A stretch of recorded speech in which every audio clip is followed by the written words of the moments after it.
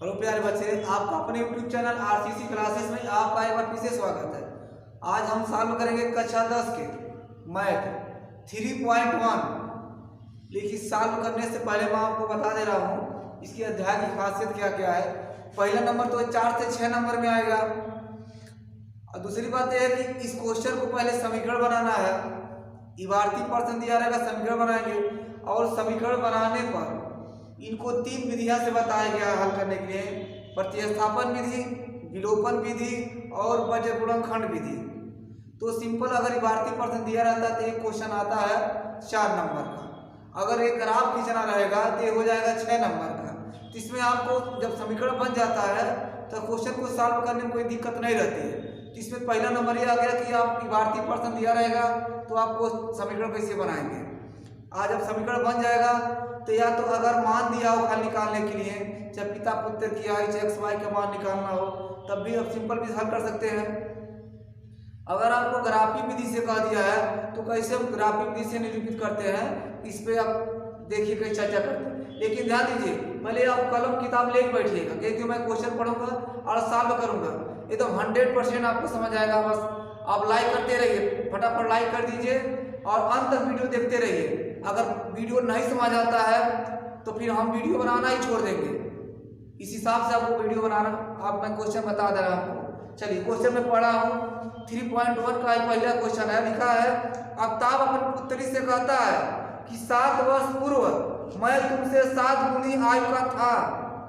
आफ्ताब अपनी पुत्री से कहता है कि मैं तुमसे 7 वर्ष पूर्व तुमसे 7 गुनी था।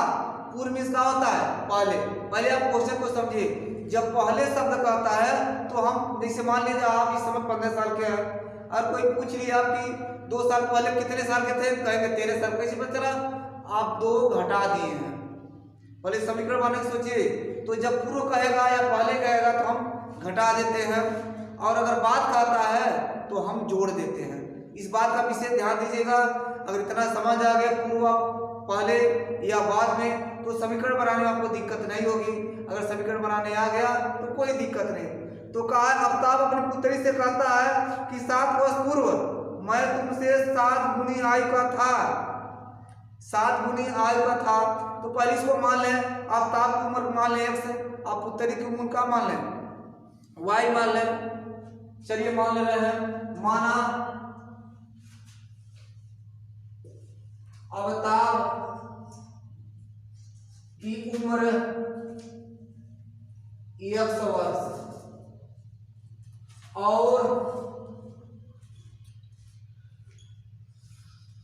पुत्री की उम्र y वर्ष है। आप परीक्षा में जैसे लिखिएगा तो क्या कहा है, प्रश्नानुसार और प्रथम सत्र से प्रश्नानुसार ये मान लीजिए आफ्ताब हो गए, एक और पुत्री हो गई, ये दोनों बराबर कर रहे हैं। तो बराबर करने का 7 वर्ष पूर्व का है। जब 7 वर्ष पूर्व का है तो क्या करेंगे, हम 7 घटा देंगे दोनों लोग से, क्योंकि अगर पिता का उम्र 7 साल घटा रहे हैं तो पुत्री का भी है। यहाँ लिखेंगे आफ्ताब की उम्र 100 वर्ष और पुत्री की उम्र y वर्ष का वर्तमान उम्र है, तो 7 इसमें घटा दें और क्या हो गया, 7 इसमें से भी घटा दें, दोनों घट गया। लेकिन बराबर हम कर रहे हैं, बराबर होगा नहीं, क्योंकि कहा है 7 वर्ष पूर्व मैं तुमसे 7 गुनी आयु का था, यानी इसका 7 गुना था। इसमें अगर हम 7 से गुणा कर दे रहे हैं तो दोनों 5 का हो गया बराबर। अब इसको हम हल करके समीकरण बना लेते हैं। ये x हो गया, इसका गुणा कर हो जाएगा 7y हो जाएगा, और 7 7 कितना हो गया 49। अब एक तरफ पक्षांतर कर लेते हैं, या तो इसे x माइनस इधर आएगा तो हो जाएगा 7y माइनस 7 इधर आएगा प्लस 49 बराबर 0। लिखिए x माइनस 7y, 49 में से 7 जाए कितना बचेगा 35, 0। प्लस चिन्ह क्यों रख रहे हैं, क्योंकि 49। चलिए 49 में से 7 जाए कितना बचेगा 42, एक कितना बचेगा 42 बचेगा। अब देखिए प्लस चिन्ह क्यों रखते हैं, कि 49 ज्यादा है और 7 का आधा में जिसके आगे होता वही रखते हैं। अब देखिए तो समीकरण में तैयार हो गया। लेकिन ग्राफिक दृष्टि से हल करना है तो xy रूप में हम कन्वर्ट कर लेते हैं, इसमें कोई दिक्कत नहीं होती है। इसको चाहे इधर कन्वर्ट कर ले। मान लीजिए आपको लिखना है, यही लिख दीजिए, इधर पक्षांतर कर दीजिए किसी को, या x मान लीजिए, सबको उधर ले जाएंगे तो हो जाएगा 7y प्लस 42। इसको मान लीजिए समीकरण एक हो गया ना। पुनः द्वितीय शर्त क्या कहता है,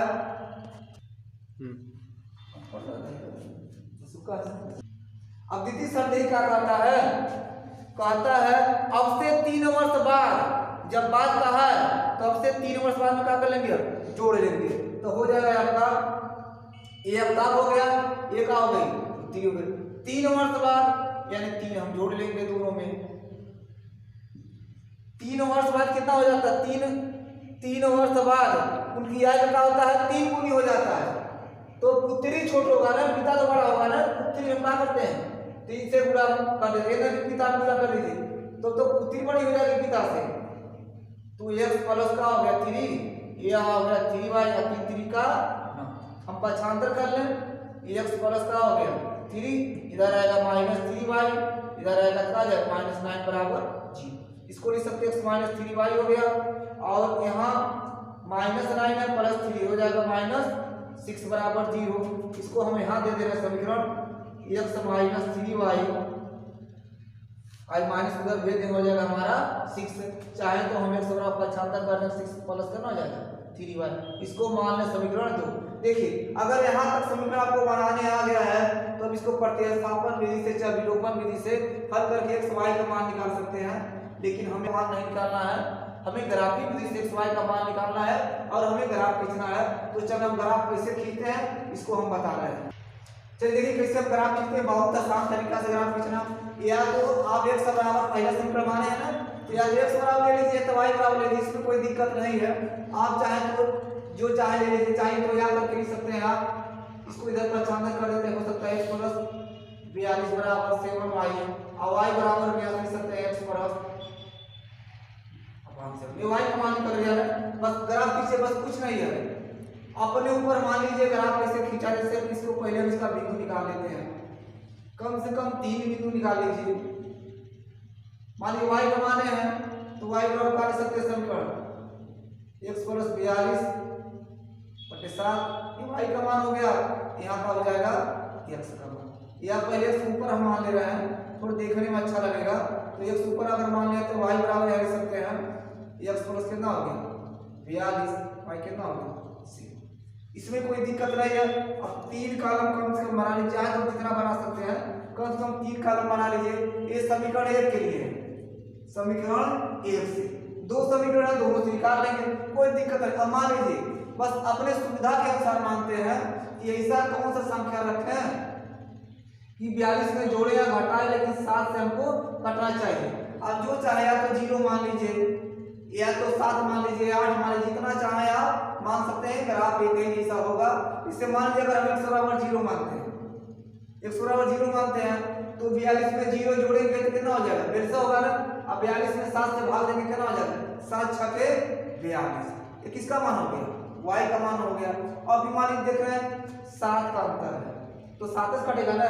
मान लीजिए 7 छके 42 मान लीजिए, या 14 मान लीजिए, जो संख्या मानना मान लीजिए। अगर मान लीजिए x बराबर हम 7 मान ले रहे हैं, 7 मान ले रहे हैं, और दूसरा संख्या मानेंगे तो दशमलव में आएगा, तो 7 मान रहे हैं तो 49 हो जाएगा। तो 7 7 कितना हो गया 49।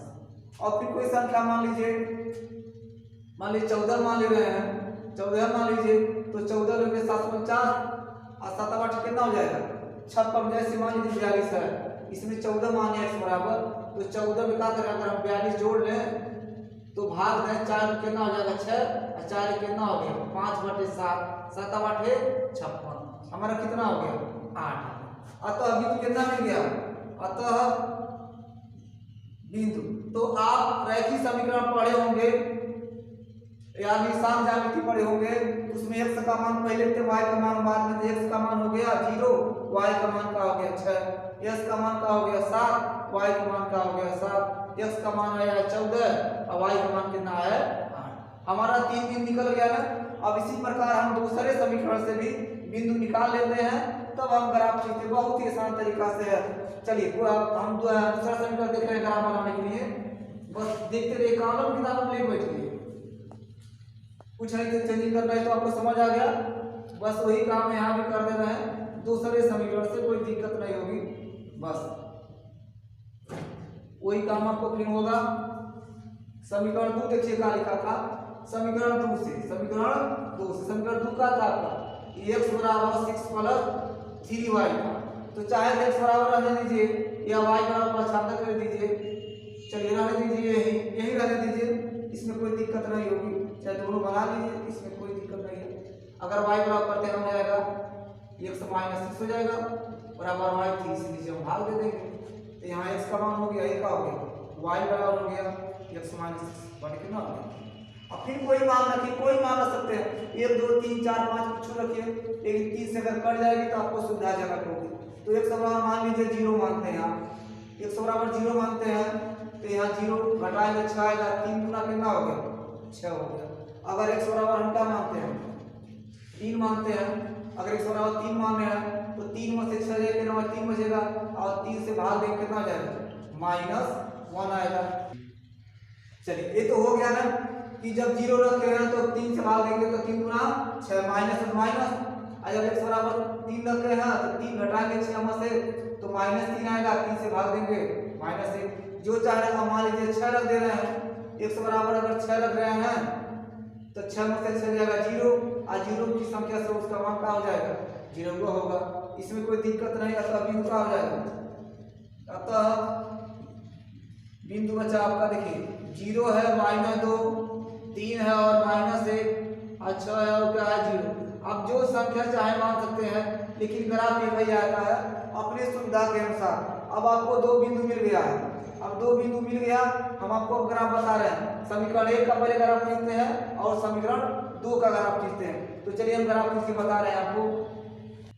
चलिए आप पहले नंबर ये देख लेते हैं कि समीकरण 1 से हमारा कौन कौन बिंदु मिला है, तो यही 3 बिंदु निकाले थे, बस वही से काम कर लेते हैं। हम देखिए पहले आप पढ़े हैं भुज और कोण, ए का होता है एक्स का होता है प्लस ए का होता है वाई, जितना चाहे इसको बढ़ा सकते हैं, वाई एच का होता है, ये धनात्मक सिरा होता है, एक्स का धनात्मक सिरा होता है, ए एक्स का क्या होता है ऋणात्मक सिरा होता है, और ए बी का होता है वाई एच का ऋणात्मक सिरा होता है। इतना तो आप लोग जानते होंगे ये क्या होता है मूल बिंदु होता है। तो जब प्लस कहेगा एक्स पर तो हम इधर चलेंगे, वाई एच पर कहेगा तो हम उधर ऊपर चलेंगे, नीचे चलेंगे, इधर चलेंगे, इधर चलेंगे। तो पहले नंबर देख लेते हैं, अंतराल कितना था 0 6 का, या तो 1 2 मानिए या तो 5 मानिए, चलिए मान लेना 1 1 का, जितना चाहे हम आपको मान सकते हैं 1 2 3 4 5 6 7 8, इधर माइनस वाला रहेगा 1 2 3 4 5 6 7 8, जितना चाहे मान सकते हैं 1 2 3 4 5 6 7, 1 2 3 4 5 6 7 8 9, ये मानक है। चाहे तो ग्राफ बना सकते हैं, या तो नंबर 2 3 4 5 6 7 8 कर दे रहे हैं, 1 2 3 4 5 6 7 8 9 10 लिख सकते हैं आप। 1 2 ये सब माइनस का, -3 -4 -5 -6 -7, यहाँ हो गया -1 -2 -3 -4 -5 -6 -7 -8। कहीं कहीं अगर 100 का अंतराल हो 10 का अंतराल हो तो अपना 10 से शुरू कर लेते हैं, मान लेते हैं 1 खाना बराबर 10, चाहे 1 खाना बराबर 50, ये मानक होता है। अब चलिए बहुत आसान तरीके से 0 6 यानी x से तो हम 0 चलेंगे तो हमारा कोई चिन्ह नहीं है ना, तो मान लेते हैं प्लस, यानी मूल बिंदु हमारा क्या होता है 0 हो गया। अब y एच पर 6 यानी 1 2 3 4 5 6, हम यहाँ चौक गया ना, ये क्या हो गया हमारा निशान हो गया 0 और 6, चाहे बाद में लिख लीजिएगा, ध्यान रखिएगा, या 0 6 आया। फिर देखिए क्या आया 7 7 आया, यानी x पर हम 7 चलेंगे, यानी 7 का हमारे यहाँ है, और y एच पर भी 7 चलेंगे तो हमारे यहाँ, यानी इसके ऊपर चलिए देखिए कहाँ जा रहा है हमारा, यही जा रहा है, यहाँ हो गया। अब फिर 14 एक्स पर तो देखिए हमारा छोटा पड़ गया है, तो चाहे तो आप बढ़ा सकते हैं, इस मान सब खींचिएगा कि आपका छोटा ना पड़े। मान लीजिए 9 हो गया है, 10 हो गया, 11 हो गया, फिर क्या हो गया 12, 13, 14, 15 जहाँ तक मर्जी कर आप खींच लीजिएगा। यहाँ का एक्स एक्स पर 14 चलना हमको, यहाँ आ गया, और वाई एक्स पर 8 चलना हमारा यहाँ चला। यानी एक अनुमान आप इसके से खींचिएगा आराम से, तो यहाँ आप चलेगा। ये हमारा बिंदु 3 बिंदु मिल गया किससे? समीकरण 1 से। यहाँ तो हमारा यहाँ मिला है, तो इसी को आगे इसके रख के मिटा रख लेते हैं। देखिए आपको समझाने के लिए मैं डायग्राम कर दिया हूँ, यही बिंदु है। आप खाली चल कर इसको मिटा दे रहा हूँ, आपको समझ आ गया होगा कि एक्स एक्स पर चले, वाई एक्स पर चले हैं, एक्स एक्स पर चले यहाँ तक, ये वाई एक्स पर मिला दिया। 3 बिंदु हमारा मिल गया। अब इसकी से क्या करते हैं, हम मिला देते हैं इसकी से। अब चाहे इसको आगे बढ़ा सकते हैं, इसको कोई दिक्कत नहीं है। चलिए अब हम चलते हैं, वाई है तो दूसरा समीकरण का है। अब समीकरण 2 वाला देख लेते हैं कहाँ है। समीकरण 2 हमें नहीं दे रहे हैं, समीकरण 2 का, समीकरण 2 से खींच लीजिए। अब समीकरण 2 के बिंदु समीकरण 2 के बिंदु क्या क्या आया था हमारा? 0 आया था और -2 आया था, और कितना आया था? 3 और -1 आया था, और का 6 और 0 आया था। यही आया था ना। बस चलिए अब हम वहां से देखिए, इसको आप अंदर भी यहाँ भी आ सकता है। ये जैसे आपके मानक होगा उसी तरफ से आपका ग्राफ होता है। अब ये मत सोचिएगा कि दूसरे के देखिए ग्राफ हमारा दूसरा नहीं, आप खाली इसको दर्शा दीजिए, बस वही है। इसी हंस का 7 आया है, 7 आया था, 7 आता है, 7 7 हो गया। यहाँ देखिए 14 आया था, 8 आया था, 14 8 हो गया। यहाँ कितना था? 0 और 6 हो गया। इधर साथ चाहे तो यहाँ भी आ सकता है, जैसा जो मानेगा उसी तरफ से रेखा खींचेगी। अब देखिए दूसरा देखिए कहाँ 0 और -2 है। अब 0 से माने तो 0 यहाँ है, -2 वाई एक्स पर नीचे जाएगा हमारा, यानी यहाँ पर आ गया -2। देखिए 3 है, एक्स एक्स पर +3 चलेंगे तो हमारा यहाँ आ गया। अब -1 जाएंगे किधर जाएगा? वाई एक्स पर, तो हमारा यहाँ आ गया। चलिए यही है ना हमारा। अब देखिए 6 है, चलिए मिला दे रहे हैं इसको, आपको समझने आसानी होगी। देखिए यहाँ आया तो हमारे कहा है। अब 6 चलिए, एक्स पर का अच्छा चल रहा है, और वाई एक्स पर हमारा 0 कहीं नहीं जा रहा, बस यही सब मिला दे हमारा मिल गया। यही आपका होगा सरल लिखी ग्राफ हो गया। जो यहाँ देखिए आपके आया है 0 और -2 है, और क्या है 3 है, और क्या है -1 है, और फिर क्या है 6 और क्या आया है 0 है। ये हम आपको मिटा दे रहे हैं। इस प्रकार का होगा आपका ग्राफ हो गया। ऐसे क्वेश्चन आपको आते हैं 6 नंबर में आते हैं। अगर कहीं दिक्कत आपको कमेंट कीजिएगा। अब अगले क्वेश्चन में चलते हैं। आज इस क्वेश्चन को यही हम बंद कर दे रहे हैं। आप अगर प्रैक्टिस कीजिएगा, अगले वीडियो में आप लोग कलम किताब लेकर बैठे रहेगा, एक एक क्वेश्चन को हम सॉल्व करेंगे। आप लाइक और सब्सक्राइब जरूर करते रहिएगा। तब तक के लिए धन्यवाद।